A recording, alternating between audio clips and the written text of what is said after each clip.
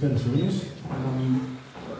Ονομάζομαι Λιάβο, είμαι από τη Βουλγαρία, όπου συμμετείχα στο πρώτο και βοήθησα να δημιουργήσουμε το πρώτο ελεύθερο και αυτοοργανωμένο κοινωνικό χώρο, το Αντελάντε. Και επίσης, με πολλές άλλες δραστηριότητες που είχαμε καταπιαστεί τότε, συμμετείχα και σε κινηματική εκδοτική δραστηριότητα και συνεχίζω να κάνω αυτό και εδώ στην Ελλάδα, γιατί θεωρώ ότι η παραγωγή και η συλλογή γνώσης από τα κάτω είναι πάρα πολύ κρίσιμη και ταυτοχρόνως και εδώ συμμετέχω σε διάφορες συλλογικότητες, καθώς και σε πανευρωπαϊκές και διεθνές αυτοοργανωμένες πρωτοβουλίες. Όταν μου κάνει την πρόσκληση και την κουβέντα που έκανα με τον Βασίλη για αυτό το διήμερο, μου άρεσε πάρα πολύ το τίτλο και το ζήτημα των μικρών τόπων. Και είπα, πολύ ωραία μια ευκαιρία να συζητήσουμε για τη χωρική διάσταση, ας το πούμε έτσι, της αυτονομίας και της άμεσης δημοκρατίας, καθώς υπάρχει ένα μεγάλο μπέρδεμα, θα το λέγαμε. Πιστεύω όλοι έχουμε συνειδητοποιήσει ότι υπάρχει μια τεράστια κρίση στο πολιτικό μοντέλο, στο οποίο βασίζεται και η ελληνική κοινωνία, αλλά σχεδόν όλος ο πλανήτης. Και αυτό είναι το μοντέλο του έθνους κράτους και συγκεκριμένα το πολίτευμα του κοινοβουλευτισμού, την οποία λάθος ταυτίζουμε δημοκρατία. Αυτό φαίνεται και από τα αυξανόμενα ποσοστά αποχής, τα οποία και στην Ελλάδα έχουν αυξηθεί, σε άλλες περιοχές και ειδικά στα Βαλκάνια έχουν ξεφύγει. Για παράδειγμα, στη Βουλγαρία ξεπερνά τα 60%. Στην Κροατία είναι ακόμα πιο ψηλές, γιατί σε αυτούς τους τόπους άνθρωποι έχουν βιώσει δεκαετίες από το υπαρκτού σοσιαλισμού και έπειτα και δεκαετίες από το καπιταλισμό και έχουν απογοητευτεί από αυτά τα μοντέλα. Και υπήρχε το κίνημα των πλατιών, υπήρχαν κάποια πολύ σημαντικά κινήματα και έπειτα και στη Γαλλία τα κίτρινα γυλαίκα, τα οποία έχουν κάνει πολλοί κόσμος να ψάξει τρόπους για αλλαγή του συστήματος. Και πολλές φορές ακούμε για αυτό που λέμε e-democracy, πολλοί λένε να κάνουμε πιο εύκολη τη συμμετοχή μέσω ίντερνετ, διάβασα πρόσφατα μέχρι και για απόκραση, δηλαδή δημοκρατία μέσω εφαρμογών στο κινητό. Και σκεφτόμουν ότι αυτό πηγάζει, τέτοιου τύπου προτάσεις πηγάζουν από το οικονομισμό στο οποίο έχει βυθιστεί η κοινωνία μας και κάθε μια κοινωνία, ειδικά του δυτικού κόσμου, όπου αντιλαμβανόμαστε την πολιτική σαν ένα μέρος της καταναλωτικής κουλτούρας. Και άμα δούμε η επιχειρηματολογία την οποία μας δίνουν άνθρωποι που υποστηρίζουν τέτοιου τύπου εναλλακτικές, είναι πολύ εύκολο, μπορείς να ψηφίσεις χωρίς ούτε καν να σηκωθείς από το καναπέ σου κτλ. Είναι ακριβώς σαν να μιλάμε με όρους online shopping. Και καταλαβαίνουμε ότι αυτό πηγάζει από κοινωνίες, από τρόπους οργάνωσης της κοινωνίας, όπου η οικονομία είναι πάνω απ' όλα και η πολιτική έχει πάει σε ένα κατώτερο επίπεδο. Σε αυτές τις κοινωνίες, αν προσέξετε συχνά, μέχρι και στην Ελβετία, η οποία είναι σχετικά πολύ πιο δημοκρατική από όλες τις υπόλοιπες χώρες στην Ευρώπη, δεν μπορούν να κάνουν δημοψηφίσματα για οικονομικά ζητήματα. Γιατί θεωρείται ότι η οικονομία στο πρόσωπο της αγοράς είναι κάτι άλλο ιερό, το οποίο δεν μπορούμε εμείς μέσα από διαβουλεύσεις να επηρεάζουμε. Και γι' αυτό το λόγο πρέπει να την αφήσουμε να αυτορυθμίζεται, να λειτουργεί μόνη της και εμείς μέσα στις πολιτικές διαβουλεύσεις και τελικά να ακολουθούμε τους ρυθμούς αυτής της αγοράς και αυτά που κάνει αυτή. Δηλαδή, η πολιτική σήμερα είναι διαχείριση των συνεπειών της δραστηριότητας της καπιταλιστικής αγοράς. Και εκεί προκύπτει ένα ζήτημα, ότι τέτοιου τύπους εναλλακτικές είναι πολύ μακριά από μια ουσιαστική αλλαγή και επίσης ότι είναι βυθισμένοι σε αυτό το νεωτερικό σκεπτικό του τεράστιου κλίμακα και γιατί αυτό προωθείται και από το έθνος κράτος, ότι η δημοκρατία υποτίθεται κάπως πρέπει να αποκοπεί από το τοπικό και να έχει μία υπερτοπική και πολύ σχετική διάσταση. Δηλαδή ψηφίζουμε για κάποιο ζήτημα το οποίο γίνεται πανελλαδικό ή κτλ. Για έναν τόπο κάπου ή για ζητήματα τα οποία δεν αφορούν άμεσα όλους μας με το ίδιο βαθμό. Και αυτό δημιουργεί ένα τεράστιο πρόβλημα δημοκρατικότητας. Δηλαδή, η δημοκρατία, εάν πούμε ότι στην ουσία μπορεί να είναι μόνο άμεση δημοκρατία, το οποίο σημαίνει ότι δεν υπάρχουν κράτη, δεν υπάρχουν γραφειοκρατίες, αλλά υπάρχουν αυτοδιαχειριζόμενοι δήμοι, οι οποίες συνδέονται μεταξύ τους μέσω συνομοσπονδιών, μπορούμε να καταλάβουμε ότι ο τόπος, ο μικρός κλίμακας, είναι άμεσα συνδεδεμένος με τη δημοκρατία. Και θα σας διαβάσω δύο σειρές από τον Καστοριάδη, ο οποίος δίνει πάρα πολύ καλή, εξηγεί πάρα πολύ καλά γιατί είναι σημαντικό να υπάρχει ένας χώρος, ένας τόπος για την άμεση δημοκρατία. Μας λέει ο Καστοριάδης, λοιπόν, η άμεση δημοκρατία βεβαίως χρειάζεται μια φυσική παρουσία των πολιτών όταν πρέπει να πάρθουν αποφάσεις. Αλλά πέρα από αυτό, το οποίο δεν είναι αρκετό, απαιτεί επίσης ότι αυτοί οι πολίτες αποτελούν μια οργανική κοινότητα. Αν είναι δυνατόν να ζουν στην ίδια περιοχή, να γνωρίζουν μέσα από τις καθημερινές τους εμπειρίες τα ζητήματα πάνω για τα οποία καλούνται να πάρουν αποφάσεις. Μόνο μέσα από τέτοιες μονάδες μπορεί η πολιτική συμμετοχή του ατόμου να γίνει απόλυτο και οι άνθρωποι αυτοί να γνωρίζουν και να αισθάνονται πως η συμμετοχή τους έχει αποτέλεσμα. Θα το αφήσω μέχρι εδώ. Όταν, πώς να το εκφράσω, όταν μιλάμε για ένα τέτοιο πλαίσιο, σημαίνει ότι ο καθένας και κάθε μίας από εμάς συμμετέχει στις αποφάσεις στο βαθμό που μας επηρεάζουν. Και εάν αποκόψουμε τη δημοκρατία από τον μικρό τοπικό κλίμακα, κάνουμε ένα πάρα πολύ ισχυρό εργαλείο στα χέρια των δημαγωγών. Θα σας δώσω ένα πρόσφατο παράδειγμα. Με τον δημαγωγό αριστεριστή Ομπραντόρ στο Μεξικό, ο οποίος ανέλαβε την κυβέρνηση, σχημάτισε μια κυβέρνηση με κάποια εμβληματικά πρόσωπα της μεξικάνικης αριστεράς και προοδευτικής διανόησης, όπως ο Πάκο Ιγνάσιο Τάιμπο, ο δεύτερος κτλ. Και αυτός όμως, βυθισμένος, όπως ένα τεράστιο κομμάτι της αριστεράς, βυθισμένος στο οικονομισμό, θεωρούσε πως τα προβλήματα του Μεξικού θα λυθούν μέσα από τεράστια έργα εξορυκτισμού και τουριστικών συμφερόντων. Έτσι ξεκινάει μια σειρά τέτοιων project, οι οποία θα χτυπήσουν διάφορους τόπους, όπου όμως συναντά μια τεράστια αντίσταση από ηθαγενικούς πληθυσμούς, ανάμεσά τους και τους Σαπατίστα.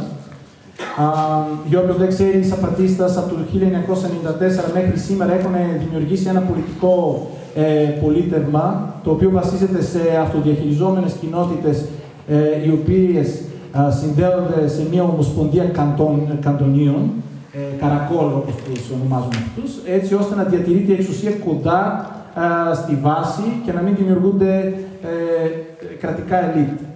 Και τέλος πάντων, ο Ομπραντόρ βλέπει ότι δεν μπορεί να πείσει αυτές τις κοινότητες, γιατί οι ηθαγενικοί πληθυσμοί στο Μεξικό και γενικότερα στην Νότια Αμερική και αλλού γνωρίζουν πολύ καλά τι σημαίνει η οικονομική ανάπτυξη. Σημαίνει εκτοπισμό κοινοτήτων, σημαίνει καταστροφή τόπων, έτσι ώστε να μην καθιστάται δυνατή πλέον παραδοσιακή τρόπη ζωής κτλ.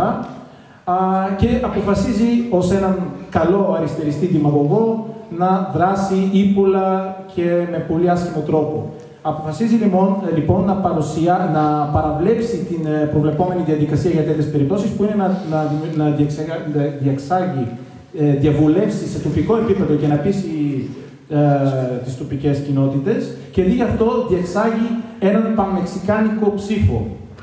Λέει στο λαό του Μεξικού, μια τεράστια χώρα, τι θα πείτε για αυτά τα έργα, όλοι θα τσεπώσετε κάτι. Εννοείται, για τους περισσότερους ανθρώπους σε αυτό το τεράστιο Μεξικό, γνωρίζουν πολύ λίγο από το τι γίνεται στην ζούγκλα της Λακαδόνας, σε άλλες περιοχές και επίσης θα αισθανθούν πολύ λιγότερο τη ζημιά που θα προκαλεθούν από αυτά τα project σε αυτούς τους τόπους. Και έτσι πολύ εύκολα, ενώ πάνω από 80% από τους Μεξικανούς που συμμετάσχουν σε αυτό το ψήφο λένε ναι, να προχωρήσουν τα project. Και πλέον μπορεί ο Ομπραντόρ να αυτοπαρουσιάζεται ως ορίστε, εγώ εφαρμόζω τη βολή των Μεξικανών. Τώρα, υπάρχει κάτι ουσιαστικά δημοκρατικό σε αυτό, κάτι ουσιαστικά δίκαιο σε μια τέτοια πράξη, εφόσον κάποιος από τη μία άκρη του Μεξικό είπε ναι να προχωρήσει ένα project που λέμε από την άνεση του καναπέτου, ενώ έναν τόπο θα καταστραφεί και άνθρωποι εκεί, όχι απλά θα έχουν κάποιες σοβαρές συνέπειες, θα πρέπει να εκτοπιστούν, θα καταστραφούν η δάση τους, τα βουνά τους κτλ. Λοιπόν, εάν αποκόψουμε τη δημοκρατία από το τοπικό επίπεδο, τελειώνουμε με τη δημοκρατία. Η δημοκρατία απαιτεί χώρους συνάντησης, απαιτεί τη φυσική παρουσία του καθενός και καθεμίας μας, γιατί όταν είμαστε πρόσωπο με πρόσωπο με τον συνομιλητή και τη συνομιλήτριά μας, βλέπουμε ένα άτομο γεμάτο αντιφάσεις, προβληματισμούς, όπως είμαστε όλοι και όλες μας, όπως είναι και οι κοινωνίες μας, γεμάτες αντιφάσεις και ετερογενείς, και γεμάτους άγχους και προβληματισμούς. Και επίσης, έχοντας αυτή την αμεσότητα, δεν μπορούμε τόσο εύκολα να δείχνουμε ασέβεια ή κάτι τέτοιο. Ενώ, όπως βλέπουμε στα social media και τα λοιπά, καλλιεργείται μια τοξική ατμόσφαιρα, όπου οι άνθρωποι κρυμμένοι πίσω από αβατάρ κάνουν πολύ πιο εύκολα προσωπικές επιθέσεις, ταυτίζουν το αβατάρ με το οποίο συνομιλούν με κάποιες γενικευμένες θέσεις κάποιες κυβέρνησης ή κάποιο άλλο ρεύματος και τα απορρίπτουν χωρίς δεύτερη συζήτηση, κάτι το οποίο σε μια ζωντανή συνέλευση είναι πολύ πιο δύσκολο να παραβλεφθεί. Αυτό δεν σημαίνει ότι η τεχνολογία δεν μπορεί να βοηθήσει. Μπορεί να βοηθήσει πάρα πολύ για το συντονισμό μέσα στην κοινότητα κτλ. Αλλά το πλαίσιο λειτουργίας μιας κοινότητας, το πλαίσιο του αυτοπεριορισμού των κανόνων κτλ.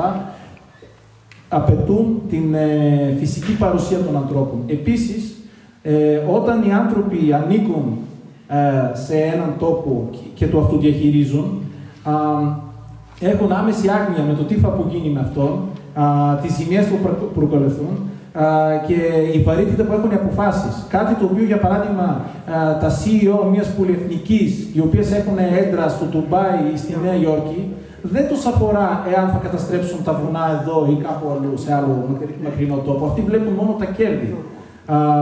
Όταν έχεις να κάνεις με το δικό σου τόπο, παίρνεις και όλους αυτούς τους παραμέτρους. Αυτό είναι, δημιουργεί μια κουλτούρα stewardship, δημιουργεί μια κουλτούρα φροντίδας και έχοντας πει όλα αυτά, υπάρχει ο κίνδυνος, εάν εστιάσουμε υπερβολικά πολύ στον τόπο και στο τοπικό, να πάμε και σε επικίνδυνα μονοτάπια του συντηρητισμού, της συντήρησης, όπου το τόπο είναι πάνω απ' όλα. Σε αυτό το κομμάτι ο Μάρι Μπούτς είναι ένας πάρα πολύ σημαντικός στοχαστής βορειοαμερικάνος και μπορούμε να πούμε άνθρωπος που ξεκινάει το πολιτικό ρεύμα της κοινωνικής οικολογίας, επιμένει ότι για να αποφευχθεί αυτό και καθώς η αυτάρκεια, η απόλυτη αυτάρκεια είναι και αδύνατη, αλλά και δεν την χρειαζόμαστε πραγματικά, γιατί χρειαζόμαστε την αλληλεπίδραση με άλλες κοινότητες και με άλλους τόπους, αυτό το πράγμα σημαίνει ότι οι τόποι μας πρέπει να συνδεθούν ο ένας τόπος με άλλους μέσα από συνομοσπονδίες, οι οποίες θα έχουν πιο πολύ coordinative ρόλο, δηλαδή